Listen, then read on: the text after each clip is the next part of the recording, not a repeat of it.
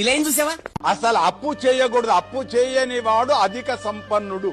ఉన్న దానిలో ఆనందాన్ని పంచుకునేవాడు గొప్పవాడు. చెయ్యాల్సి వస్తుంది, అప్పు తప్పదు. వెంకటేశ్వరుడు అప్పు చేశాడు, చిట్టి రాసిచ్చాడు కుబేరుడి కంటే. చిట్టి లేదు, ఇప్పుడు తిరుపతిలో కూడా చిట్టి లేదు, ఏమి రాసిచ్చాడో లేదు.